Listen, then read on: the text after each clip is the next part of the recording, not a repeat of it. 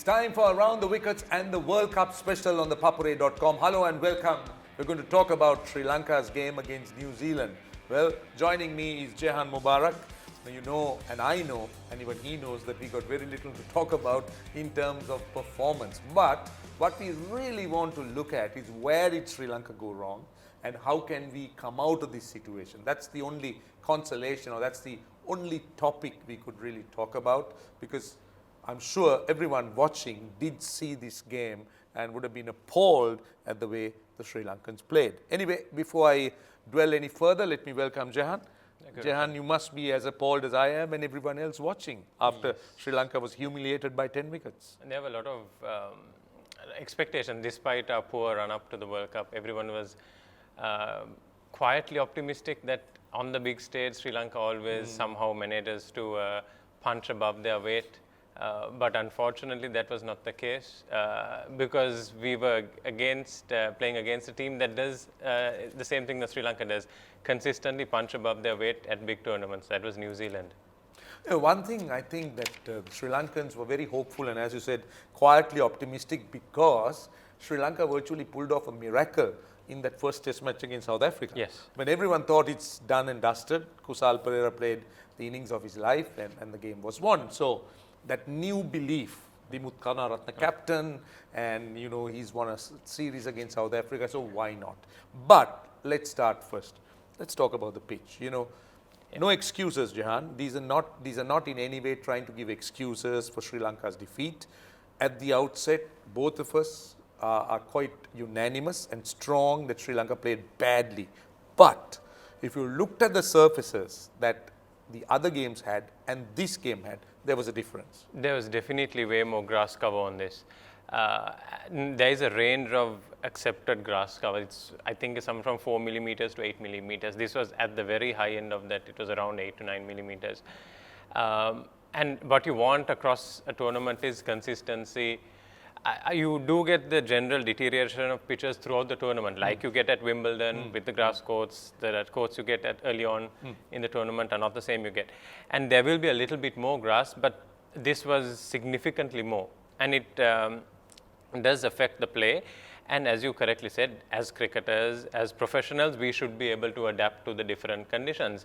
But I still feel that then the conditions should be equal to all teams. And maybe Sri Lanka were caught a bit unawares, and maybe New Zealand have a better bowling attack to exploit those conditions. So yes, and also then the toss does play a huge role when you have so much grass on the pitch. So maybe, well, now that's something that we need to be more proactive. We're playing at Cardiff again against Afghanistan, and we never know what kind of pitches we might get as we go along. There was rain in Cardiff leading up to that. That is also a factor. So it just tests all aspects of us as a team and of the individual batsman and maybe the bowlers also. How do you use these conditions to try and pick up wickets rather than looking to contain every time?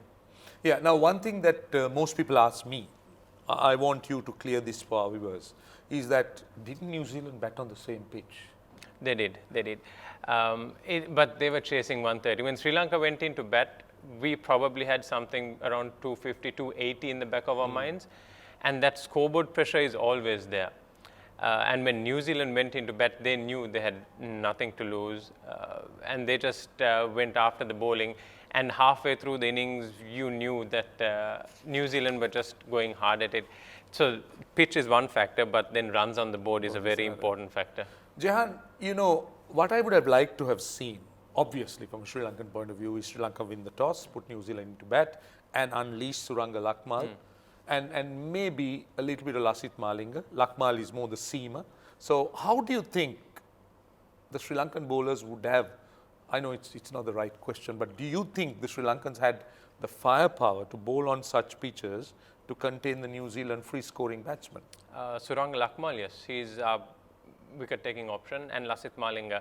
So apart from those two, the other bowlers we have Thisara and Isuru are not really your wicket-taking options. There are more variations. They will contain in the middle overs. And spin, Jeevan Mendes and Dhananjaya, not big wicket-taking options. So the New Zealand attack have the pace attack. Can I stop you Yes. there? Now, you know, if you look at the selection, now we've seen a green pitch.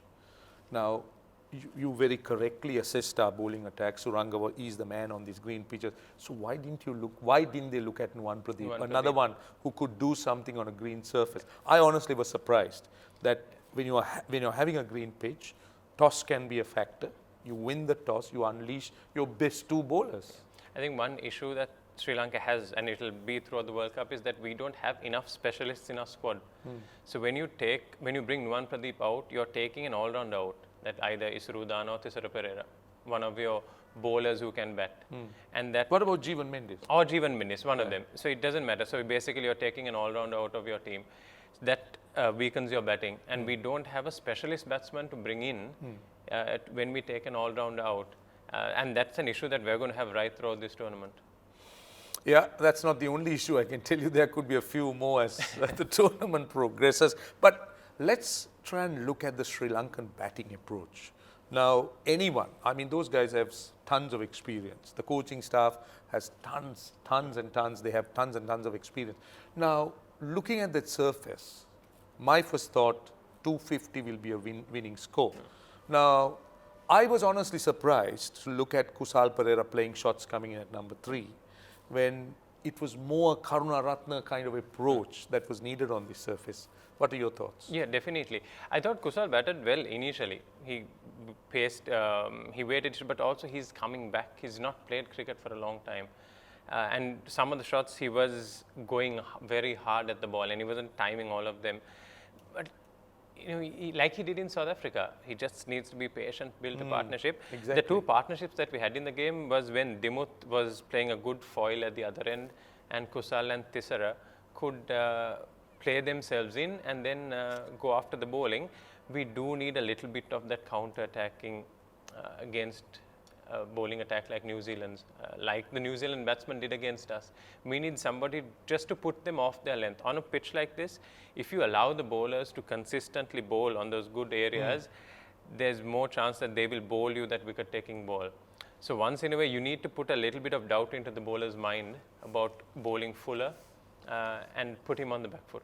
No, I agree to that. But in that context, then I feel personally, Kusal should be opening with Dimuth Karunaratne and maybe Thirimana batting at 3. Yeah, that's fine. I agree with that because Dimuth and Thiri, both of the same mold.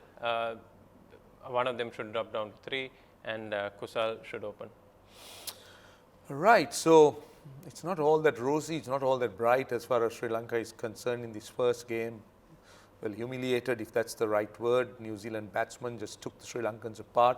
But let's focus on Dimuth Karunaratne. As captain, hasn't played a World Cup, just a handful of one-day games, comes in and carries his bat throughout the innings. How would you rate that innings? No, it was good. It was a mature innings. He hasn't. You're not too excited about it. Your facial expression says, "Oh, that's all right." There's nothing much you could have done in that situation. You're at the other end. You see wickets That's falling. the only silver lining, Jehan.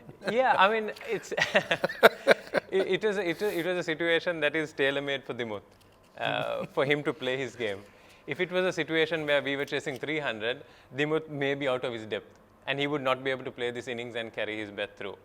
So this is a scenario where Dimuth can carry his bat through. And that's what he has to do, whatever happens, whether we are chasing 300 or whether we are chasing 200, he's got to carry his bat through and get the other guys to the muscle, then the firepower to kick in. You know, Jehan Mubarak is someone I have been knowing for a very long time, and I always found him to be a friendly, gentle person. But today, he's proving to me that he's a hard taskmaster. You're not appreciating the only little achievement in the Sri Lankan innings. I do agree. I can see from where you're coming from. But now let's look at Sri Lanka's scenario. Down, almost in the dumps. They can only go up. Yeah. They have nowhere else to go. Does this team, in your opinion, have the capacity to rise, particularly against Afghanistan? I feel Afghanistan, maybe Pakistan in their current state, South Africa maybe. Those could be the teams that Sri Lanka should be really targeting. What are your thoughts? I was one of those, and still am, one of those people who are quietly optimistic about Sri Lanka's chances. And we need just one game to turn it around. Dimuth can. He has the leadership qualities to do that, to bring this team together. And it's important that we forget this New Zealand debacle, if you want to call it. That's a very important part of being a cricketer, is that the ability to forget, ability to forget bad performances, ability to forget. Is that practically possible? It's difficult to do. It's not, when I say forget, it means you do learn from your mistakes. Mistakes, yeah. But that should not be what is running in your mind. You should be always focusing on the positives, not only of your positives, or the positives of your teammate. And if we start doing that, I still feel we are more talented than Afghanistan. We are more talented, if not equally talented, as Pakistan and a lot of the teams in the World Cups. If that talent can be translated into performance, we will be up there. Indeed, we will be up there. Well, that's Jehan Mubarak's view. And now, time to listen to someone else. We got Damit Weerasinghe, the ThePapare.com cricket manager in England. And let's listen to what he thinks about Sri Lanka's performance. I'm here in Cardiff for this first game of Sri Lanka's campaign in this ICC Cricket World Cup 2019. They suffered a humiliating 10-wicket defeat at the hands of New Zealand. A very disappointing effort by the Sri Lankans, especially the batting unit. The captain, he led from the front, brilliant display of resilient batting, but the others, they didn't step up at all.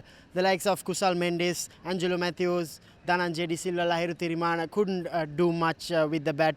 Matt Henry and Lockie Ferguson was brilliant with the ball for New Zealand. Sri Lanka were 46 for 1 at one stage, and then they were 60 for 6. I think the dismissals of Kusal Perera and Thisara Perera were probably not in favour of Sri Lanka, because Kusal Perera and Dimuth Karunaratne were batting brilliantly. They had made 42-run partnership for the second wicket. They were looking good at one stage, but then the dismissal of Kusal Perera triggered a major collapse in the Sri Lankan batting lineup. Then Thisara Perera and Dimuth Karunaratne, they were slightly rebuilding the innings, but then Thisara Perera hold on to Mitchell Santner, the only left-arm spinner for New Zealand. Sri Lanka will play Afghanistan once again here in Cardiff. They'll play on the same pitch as well. The pitch had a good covering of grass, which definitely helped the New Zealand bowlers. So all in all, poor performance by Sri Lanka in this game, the game number 3 in this ICC Cricket World Cup. We'll be back with another analysis after the Afghanistan game.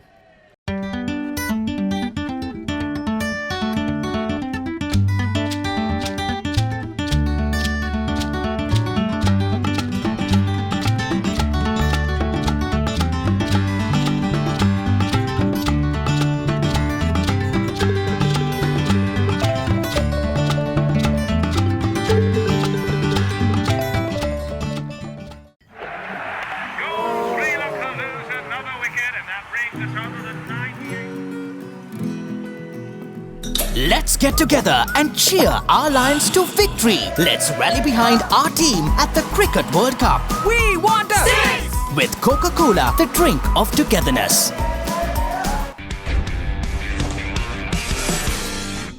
Welcome back. Well, the next game for Sri Lanka is against Afghanistan. Now, New Zealand was a baptism of fire in terms of pace. And now the next game is going to be a real test in terms of spin.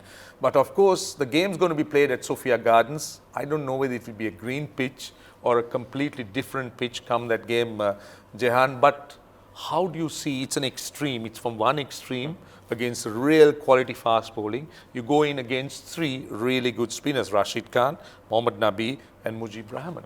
What are your thoughts to start with? Great, exactly. We have to be able to adapt to the pitches, to the conditions and to the opposition. Rashid Khan is going to be their threat. And for a change, Afghanistan will be going in as the underdogs to this game. Despite their track record, they have beaten us in the past. But Sri Lanka will feel that this is the game where they can turn things around. Afghanistan will feel that this is the game where they can show that they can compete with the others and with the best.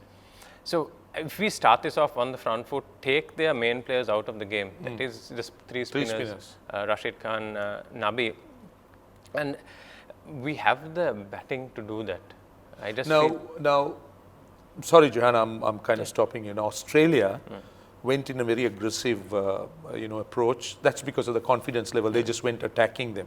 Now, Sri Lanka's confidence, as we know, is low. So how do you think they should take them out of the game? By not giving them wickets, just pushing the single risk-free cricket, which means 30 overs out of 50 will have to be that approach. Yes. Even Australia, we saw David Warner. He took his time. He wanted to spend time in the middle. And that's very important for Sri Lankan batsmen, just time in the middle. Just bat the 50 overs. We shouldn't be bowled out in 30 overs, 40 overs. Even against New Zealand, you shouldn't be all out in a 50-over game. We've all out in the 30th. Yeah, we should be getting to 40 overs with 3-4 wickets down, like Bangladesh did yesterday. And then that time in the middle is you give yourself a little bit of a buffer to adjust your game. So whether it is Kusal Mendes, Kusal Pereira, Demo Thiri, Angelo, just take your time. And the longer we bat, the more frustrated Afghanistan will get. Because they will know that they have to try to take wickets. And the longer we bat, they will try experimenting. And we'll get more and more loose balls the longer we stay in the crease. Well, that has to be obviously the plan. And just to remind you, the last time Sri Lanka played Afghanistan, it was a 91 runs defeat for Sri Lanka. Just one final question before you go. Do you see Sri Lanka wanting to make any changes, or will they go with the same 11? I don't see any big need to change. Again, it depends on the pitch. We no idea what we'll see on that day. If it's a turning track, they might think about bringing a spinner in, which is very unlikely. But I would change the batting order. I would look at bringing Kusal Pereira up and definitely moving Angelo Matthews up the order. To 4? To 4. Number 6, even when that game was going on, Dhananjaya was brought in ahead of Angelo. Angelo is our best batsman in the middle, and he needs to bat the most number of overs. Your best batsmen have to bat 30 out of the 50 overs. By holding him back, we are not allowing him to play his natural game, and we are putting pressure on the other batsmen. Well, I couldn't have agreed more. On that note, we are about to end this program on Around the Wickets, the World Cup special on ThePapare.com. But before we go, I want to remind you that you should visit ThePapare.com, the special hub for the 2019 World Cup. It's www.thepapare.com/CWC19. Now that's for exclusive and quality content, history of World Cups, and I can tell you, much more. Also, just to remind you that ThePapare.com is the only digital clip rights licensee for the ICC in Sri Lanka. So that's another reason that you shouldn't miss it. Now, before I go, I got to ask you this question. The question is, which player scored a century when the last time Sri Lanka and Afghanistan met in a World Cup match? So go back, maybe visit ThePapare.com. You can get all the information and you can answer us. The question we asked the last week was, which country played the most finals in World Cup history? It was an easy question. The answer was Australia, and the winner, Saroj Dissanayake. Congratulations to you. So that's the story on Around the Wickets on ThePapare.com, the World Cup special. We hope you enjoyed it. We're hoping the next time we join you, it will be with much better news. So until then, goodbye.